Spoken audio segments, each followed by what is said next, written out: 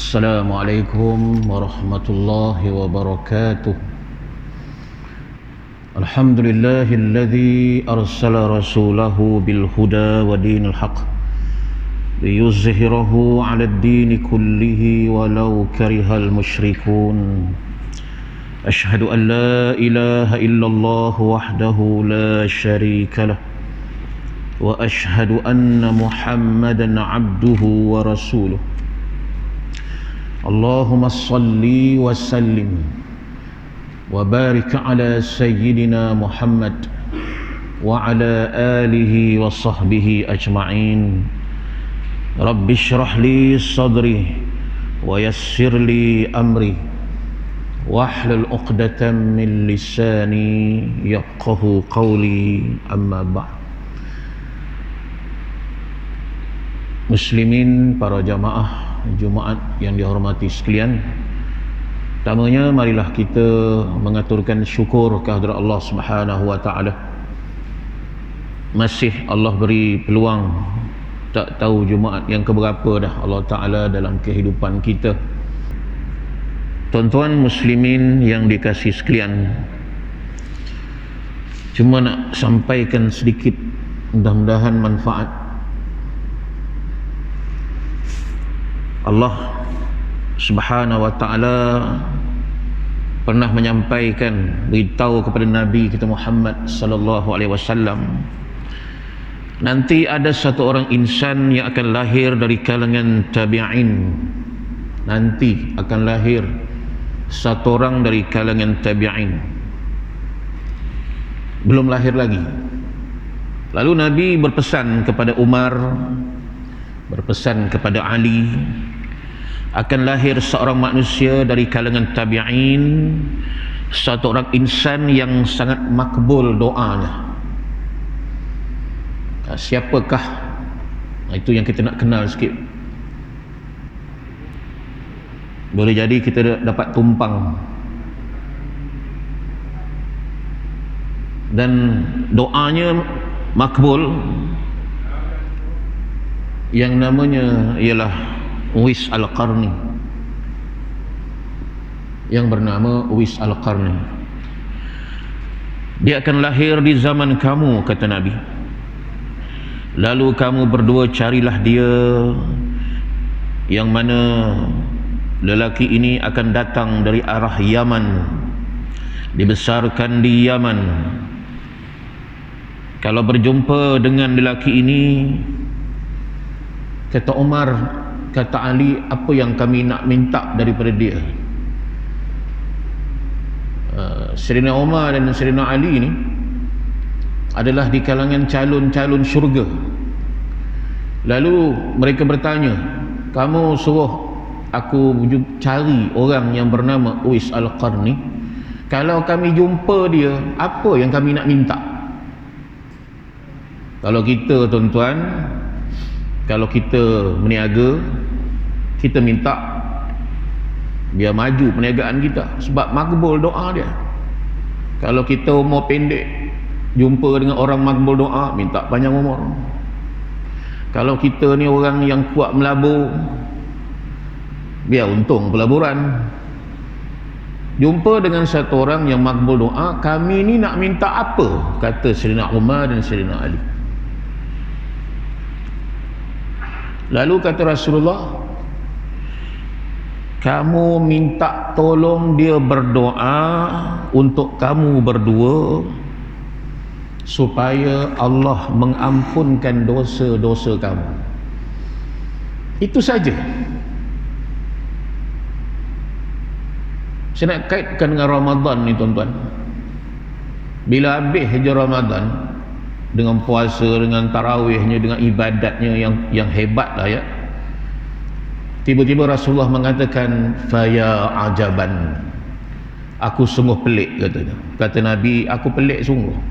Liman adraka Ramadan fala yaghfirulah. Dah habis 30 hari Ramadan, fala yaghfirulah, ternyata Allah belum ampunkan dosa-dosa ni. Ni nak kait dengan Ramadan, tuan-tuan. Di antara perkara yang kita nak target Ramadan ni sebenarnya, kita nak beria sungguh minta Allah ampunkan dosa-dosa kita. Kalau Sayyidina Umar ni calon syurga, Sayyidina Ali pun gitu juga. Disuruh cari Uwais Al-Qarni, minta tolong doakan supaya Allah ampunkan dosa. Apatah lagi kita ni? Apatah lagi kita ni? Yang bukan calon pun. Kita merasa tak relevan untuk minta ampun. Aku tak pernah buat dosa besar, apa salah aku? Inilah tuan-tuan, sebab itu pribadi nama Uwais Al-Qarni ini sangat penting untuk kita mudah-mudahan mencerna, menterjemahkan dalam kehidupan kita ini. Jadi kata Rasulullah, akan lahir satu orang lelaki, dia datang dari arah Yaman.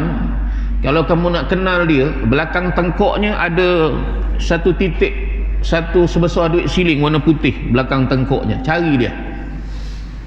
Apa putih ni tuan-tuan? Adalah sopak. Uwais Al-Qarni ni orangnya sopak. Dan Allah beri kesembuhan sopak, ada sebesar duit siling. Allah Ta'ala bagi tanda di belakang tengkok dia. Kamu cari laki-laki ni. Saya ulang lagi tuan-tuan. Sayyidina Umar dan Ali tanya, kalau kami jumpa, kami nak minta apa? Nabi kata minta dia tolong doa, sebab doa ni makbul, supaya Allah ampunkan dosa-dosa kamu. Tuan-tuan, memang Allah Ta'ala Maha Pengampun. Kadang-kadang kita nak buat maksiat, kita fikir Allah kan Maha Pengampun, aku tak puasa pun tak apa, Allah ampunkan dosa aku. Ini masalah ni tuan-tuan kita ni. Memang Allah Ta'ala Maha Pengampun. Yang kita bimbang ialah Allah tidak mengampunkan. Fala yaghfirulah. Saya Pak Ustaz, takkan Allah tak ampun? Tak kira siapa pun kita, sehebat manalah kita ni tuan-tuan, nak banding dengan Sayyidina Umar dan Sayyidina Ali. Kita manusia sentiasa melakukan kesalahan. Tuan-tuan muslimin yang dirahmati Allah sekalian, jadi topik maghfirah ni sangat relevan, hingga kan orang-orang yang telah dijamin syurga juga perlu minta ampun kepada Allah. Dan ringkaskan cerita tuan-tuan, masa kita tak panjang.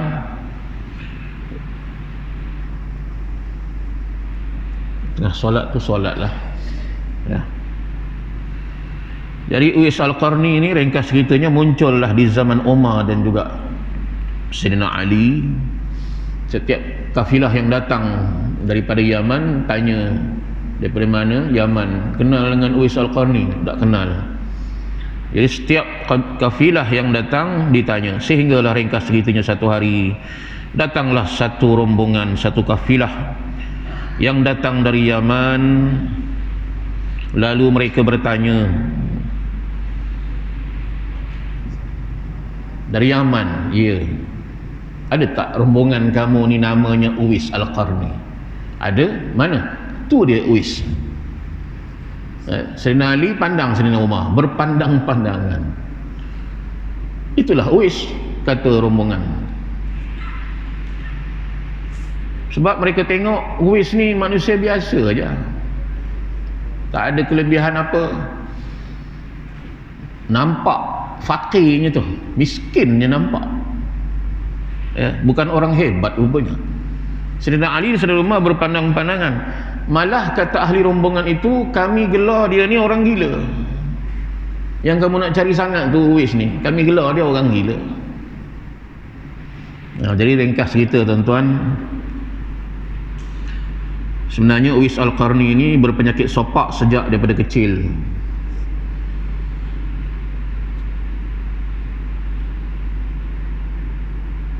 Dan ayahnya meninggal, dia hidup dengan ibunya ya, dia khidmat untuk ibunya. Saya tak erti nak meringkaskan lagi tuan-tuan ya.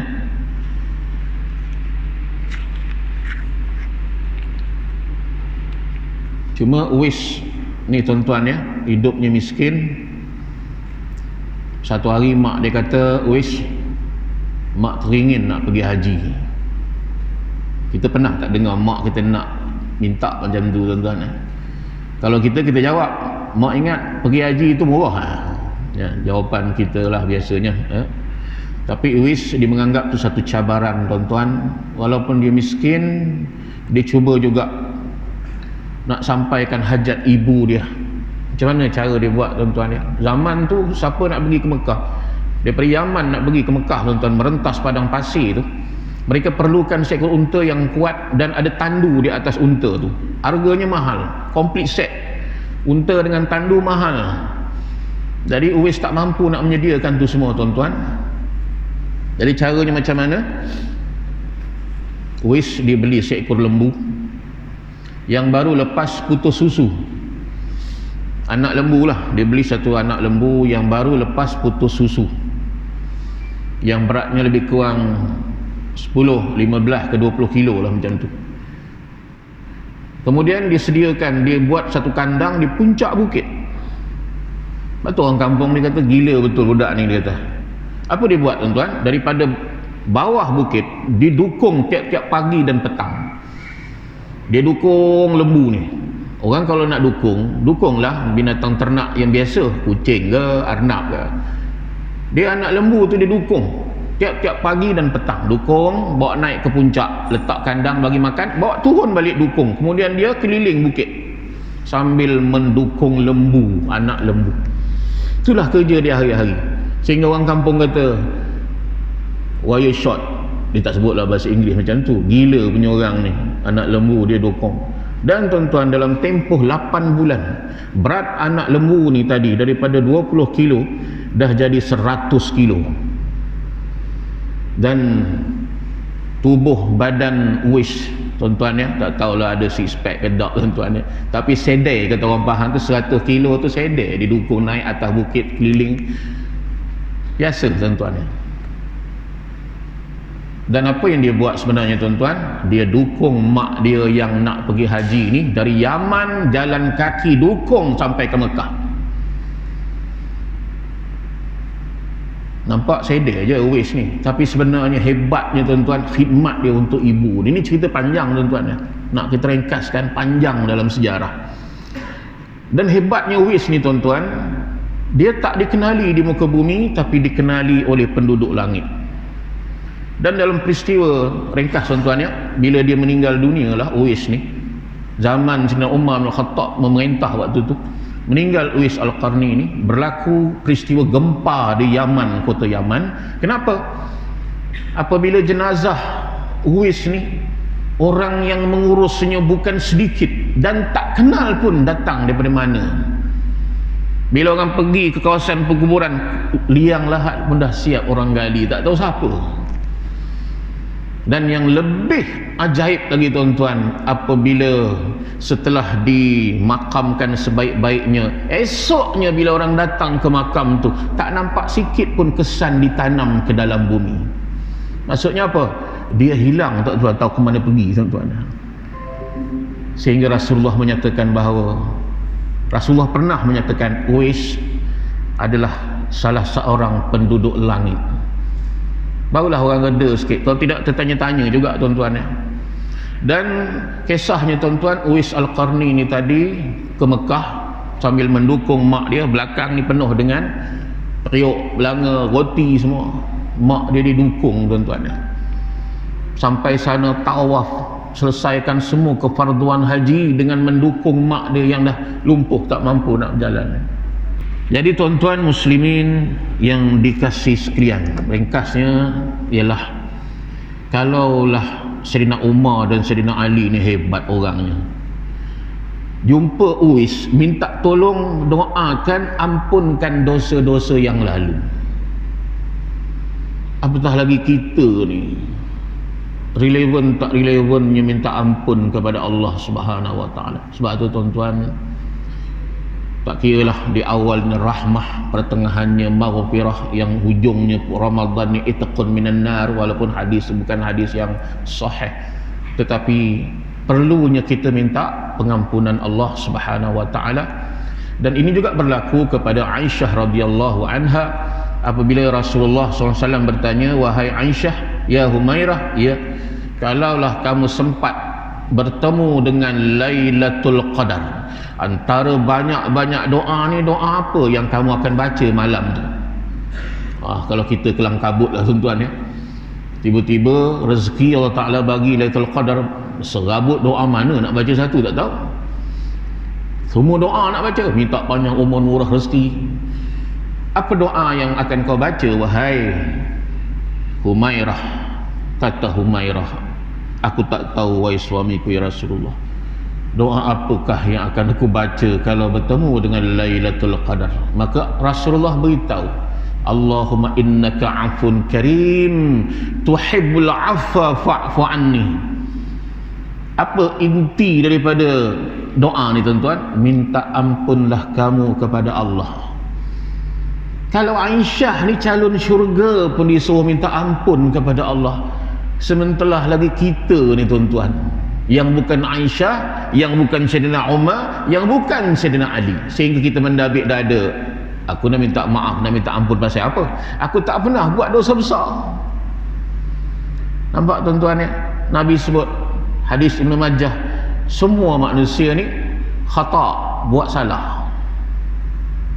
Saya ustaz, takkan salah juga? Salah. Saya Pak Imam, takkan buat salah? Salah. Maka sebaik-baik manusia yang bersalah itu ialah at-tawwabun, yang bertaubat kepada Allah Subhanahu wa taala. Jadi tuan-tuan muslimin yang dikasihi sekalian, itu sajalah tazkirah kita pada pagi ini. Apa intinya tuan-tuan ya? Sepanjang Ramadan kita jangan lupa, jangan kita tak nak Nabi sebut tadi, faya ajaban, kata Nabi, aku rasa takjub sungguh, 30 hari Ramadan, fala yaghfirulah, rupanya Allah tidak ampunkan dosa-dosa dia. 30 hari dah tuan-tuan ya, rupanya Allah tidak mengampunkan segala dosa-dosanya. Na'udzubillah. Dan kalau kita perhatikan firman-firman Allah yang begitu banyak, kita ambil satu je ya. Allah Ta'ala sebut akhadna ya, kami turunkan balak dan malapetaka tu bidzambih, disebabkan dosa-dosa mereka yang banyak. Allah kirimkan air naik ke darat, tu tentera-tentera di belakang. Allah kirimkan angin puting beliung, tu semua tentera dia bergerak dengan perintah Allah. Jadi lagi banyak dosa di kalangan manusia, lagi banyak kiriman-kiriman Allah. Termasuklah Covid ni tuan-tuan ya. Termasuklah Covid ni. Kalau kita tengok kisahnya umat Nabi Musa AS, yang mana mereka menolak dakwah Nabi Musa ya.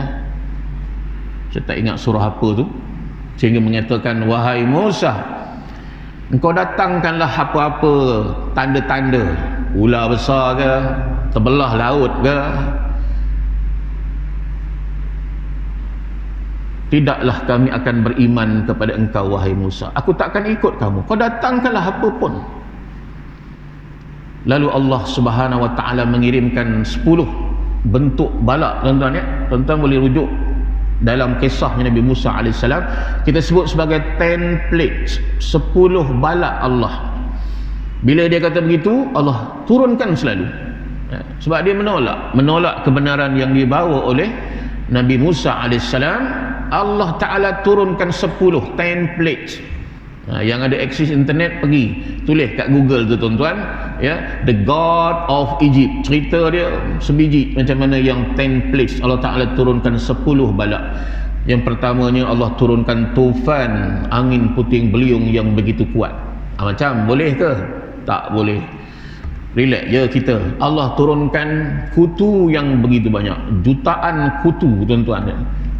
Kemudian Allah Ta'ala turunkan katak, wadhafadi', katak. Allah Ta'ala turunkan belalang. Ada 10 jenis tuan-tuan ya. Tak dan nak cerita di sini tuan-tuan ya. 10 balak. Selama 210 tahun mereka ditimpa dengan balak dan malapetaka. Akhirnya Allah Ta'ala angkat balak-balak itu tuan-tuan ya. Lalu mereka beriman ya, mereka mengikut Nabi Musa AS. Lalu sempena dengan rasa gembiranya di atas terangkatnya bala itu, mereka berpuasa 1 hari. Ketika Rasulullah sampai di Madinah, Rasulullah melihat orang-orang Yahudi semua berpuasa. Nabi bertanya, puasa apa yang kamu buat ni? Kami berpuasa 1 hari ini kerana gembiranya kami setelah diangkat wabak dan penyakit itu. Kata Rasulullah, kalau kamu berpuasa, kami orang Islam lebih layak berpuasa. Itulah dia puasa Ashura, tuan-tuan, yang kita buat. Kisahnya wabak dan malapetaka. Tuan-tuan, jadikanlah COVID, wabak-wabak ini sebagai sesuatu yang dapat mengajar dalam kehidupan kita. Jadikan sebagai iktibar. Jangan jadi seperti umat Nabi Musa, ya, mau datanglah apa balak sekalipun, kami tetap takkan berubah. Maka akan Allah Ta'ala turunkan, Allah Ta'ala tak angkat penyakit-penyakit ini. Na'udzubillah min zalik. Jadi sekadar itu saja tazkirah kita pada pagi ini. Mohon ampun, mohon maaf tersalah dalam penyampaian. Yang benar itu dari Allah Subhanahu wa Ta'ala. Kalau ada salah dan silap itu datang dari kekurangan dan kelemahan di saya sendiri. Wallahu a'lam. Assalamualaikum warahmatullahi wabarakatuh.